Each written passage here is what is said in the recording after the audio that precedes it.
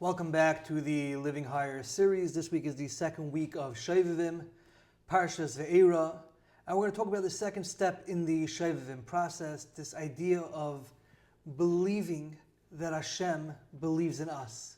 It all comes down to beliefs. Last week we spoke about pausing, stopping for a minute and asking ourselves three questions. Who are we? What are we doing here? And where are we going? Now, sometimes when somebody thinks about these three questions, it makes them optimistic. They want to change and become a different person for the future.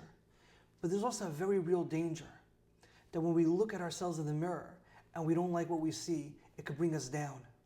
It could bring us down. We look at the demons that we're facing and we're not happy. And it causes us to be depressed or dejected or to feel that we can't possibly move past them. Or the Chas v'Shalom.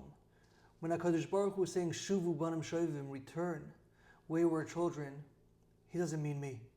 He's talking about other people. For me, I'm not wanted back. We need to change our beliefs in ourselves. Now, I know this sounds so 2025, daily affirmations, self-talk, but this is fundamentals of Yiddishkeit. Last week I was at the Kinyan HaMasechta event in Bell Works, where Ephraim Waxman said an unbelievable line. He said, a Yid is defined by his best moment, not at his worst moments. You want to know who you are? It's who you are at your best moments, not at your worst moments. I want to talk about that idea a little bit and expound on it a little bit further. The Nesiv Shalom in this week's Parsha, Parshas Ve'era, he says there's two types of gullus, two types of exiles. There's the general gullus that we find ourselves in, the gullus that we had in Mitzrayim, the gullus that we're in right now, the gullus of Edom. But he said, but then there's a personal gullus as well. And that is the shibud to our Yetzer Hara, the gullus that we find ourselves in our personal lives of being meshubit, subservient to our Yetzer Hara. Our Yetzer Hara's goal is to make us feel that we belong to him and not to HaKadosh Baruch Hu. The Nesiv Shalom brings out a medrash that says, B'schus emuna nigal avisinim b'Mitzrayim, and the schus of emuna, the schus of believing, our forefathers were redeemed from Mitzrayim. U'b'schus emuna asidin lehigal, and b'schus emuna, we're going to be redeemed in the future. What's this emuna that we're talking about? The Nesiv Shalom explains there are two parts to emuna. There's Anochi Hashem Elokecha, believing in Hashem, your God. That's the first part of Emunah. Belief in Hashem. But then there's the second part. Anochi Hashem Elokecha, Asher Yitzeischa me'eretz Mitzrayim, who took you out of Mitzrayim. The second part of Emunah, the Nesiv Shalom says, is believing in that HaKadosh Baruch Hu that took us out of Mitzrayim. What's the significance of taking us out of Mitzrayim? So there's a fascinating medrash in Shir HaShirim Rabbah. Very apropos that this is where the medrash is, as Shir HaShirim is all about the love that HaKadosh Baruch Hu has for Klal Yisrael. But the medrash in Shir HaShirim Rabbah says that when HaKadosh Baruch Hu told Moshe Rabbeinu, I'm going to redeem the Bnei Yisrael, Moshe Rabbeinu asked HaKadosh Baruch Hu, but how? The Yidden have sank to such a low level, they're the 49th level of Tumah. They're at the bottom of the bottom. They're being Oivdei Avodah Zarah, they're serving idols. How are they deserving to be redeemed? And HaKadosh Baruch Hu told Moshe Rabbeinu, that's true. But because I desire the Bnei Yisrael, because I want the Bnei Yisrael, I'm going to look away from that and I'm going to redeem the Bnei Yisrael anyways. And the Medrash says that when Moshe Rabbeinu told the Bnei Yisrael that HaKadosh Baruch Hu said they're going to be redeemed despite the fact that they're in such a low place, despite the fact that they're not really roy, they're not really roy to be redeemed. It says, Vayamin Am. The nation believes him. The nation was able to believe Moshe Rabbeinu. Not the Yetzer Hara that tried to tell them, you're here forever, you guys are Dunsky.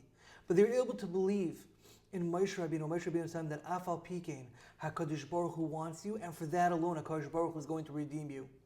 Says the Nesiv Shalom, that's the second level of Emunah that a Yid has to have. Not just that we believe in Hashem, but even in our low, dark places that we may find ourselves, that HaKadosh Baruch Hu still desires, and HaKadosh Baruch Hu will pull us out of there. This is what Ephraim Waxman was saying when he said, he is defined at our best moment, not our worst moments. We look at ourselves, and we try to define ourselves who we are at our worst moments. You know what I did last night? You know what I did last week? But we forget about our best moments, our greatest moments that we've had.